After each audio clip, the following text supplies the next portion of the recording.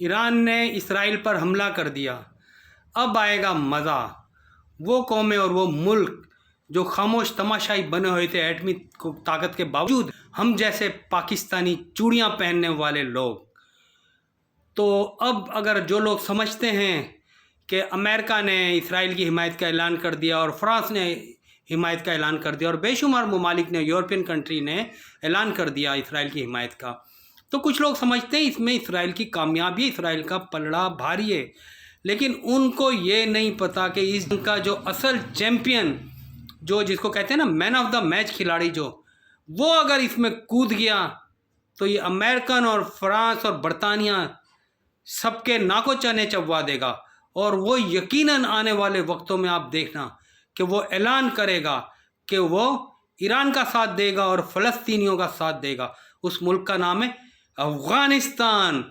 अफ़गानिस्तान वो मुल्क है कि जब बरतानिया को उसने हराया, जब उसके पास कुछ नहीं था, उसने रशिया को मात दी तब भी उसके पास कुछ नहीं था, उसने अमेरिकनों को मार भगाया सुपर पावर को, तब भी उसके पास कुछ नहीं था।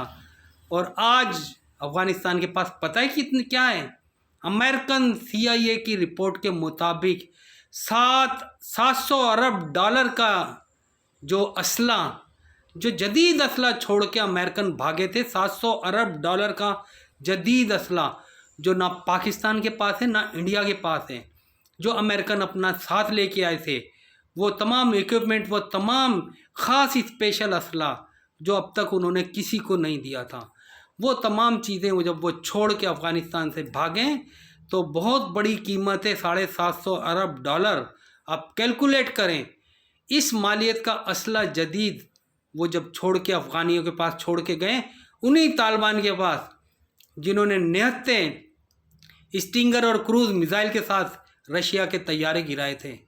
आप क्या समझते हैं कि इतने जदीद असले के साथ उस कौम के साथ कोई लड़ सकता है जिसने सुपर पावर बरतानिया, सुपर पावर रशिया और सुपर पावर अमेरिका, इनको नाको चने चबवा दिए, इनको धूल चटा के भगाया।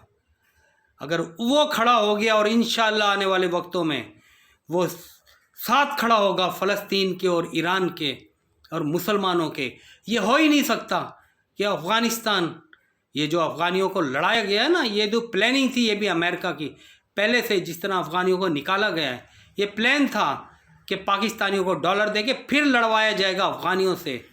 हम तो डॉलर के लिए लड़ते हैं, डॉलर के लिए मरते हैं। We are mercenaries.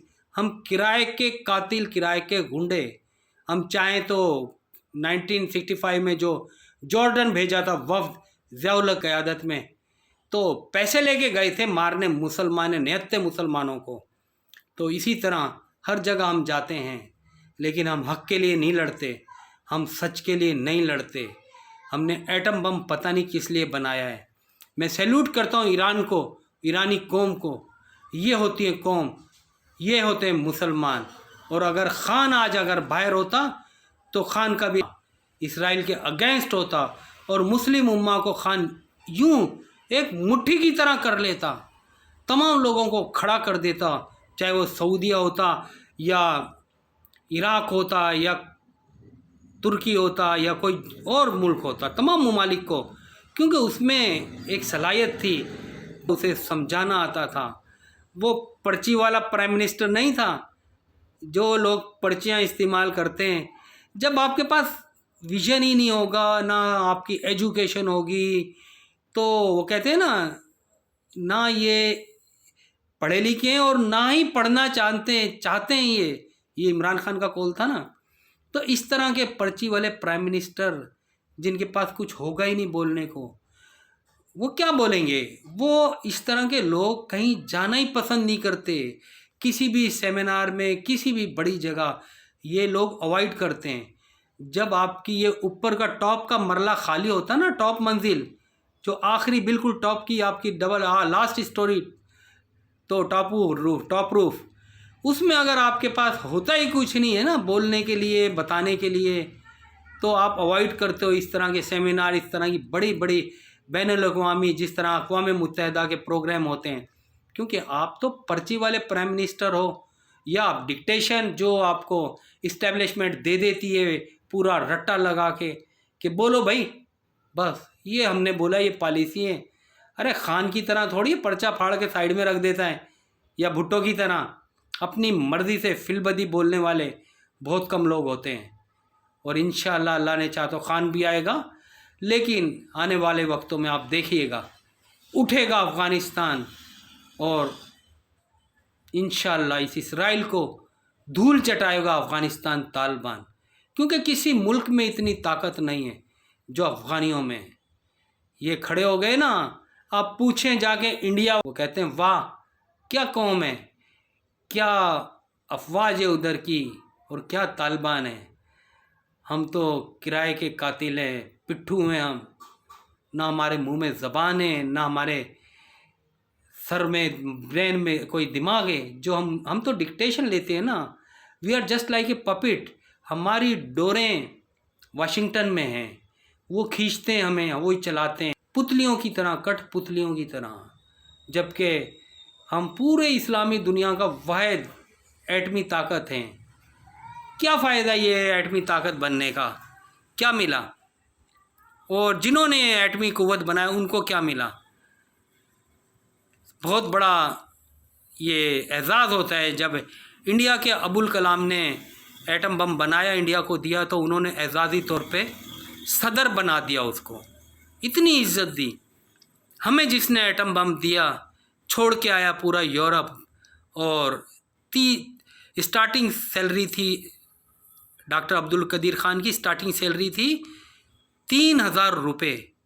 3,000 रुपये पे उसने हमें एटम बम बना कर दिया, और हमने उसके साथ क्या किया कि आखिरी उम्र में ज़िल्लत की ज़िंदगी वो फुटपाथ पे गुजारी। हमने तो ये काम तक नहीं किया, और मुझे इमरान खान से गिला रहेगा कि उनकी दौरे हुकूमत में वो इस तरह एक पेज पे थे कि उनमें इतनी हिम्मत नहीं थी कि वो अपना डॉक्टर अब्दुल कदीर ख़ान का जनाजा अटेंड कर सकते और ये ऐलान कर सकते कि इतनी बड़ी हस्ती है पाकिस्तान को आज इज़्ज़त के मुकाम पे दिलाने के बाद, कायदे आज़म के बाद अगर कोई नाम है तो डॉक्टर अब्दुल कदीर ख़ान का था।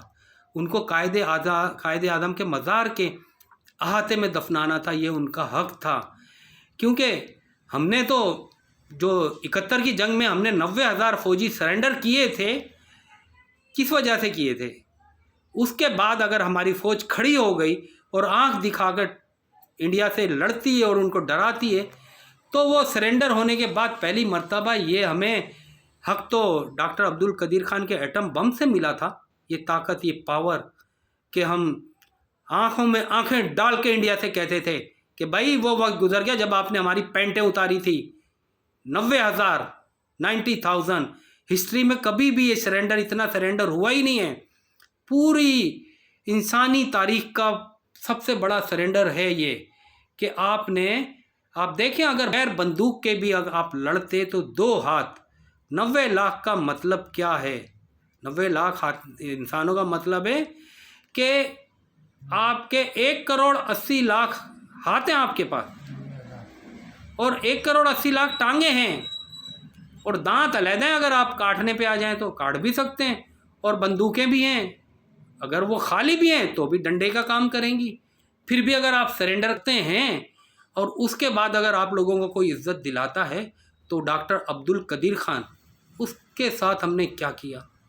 और उसके बाद हमने अरशद शरीफ जैसा इन्वेस्टिगेशन जर्नलिज़म जिसने प्रमोट किया, पाकिस्तान में दूसरा वैसा नहीं है, उसके साथ हमने क्या किया। तो कौम क्या अपने बच्चों को पढ़ाएगी? ज़्यादा से ज़्यादा वो इमरान खान बन जाएंगे, तो इमरान खान बन गए तो भी जेल में जाएंगे, शौकत खाना बना दिया तो गद्दार कहलाएंगे, एटम बम बना दिया तो भी गद्दार कहलाएंगे, अच्छे सहाफ़ी बन गए, जर्नलिज़म में बिल्कुल पीक पे चले गए तो मार दिए जाएंगे और वो भी फिर गद्दार कहलाएंगे।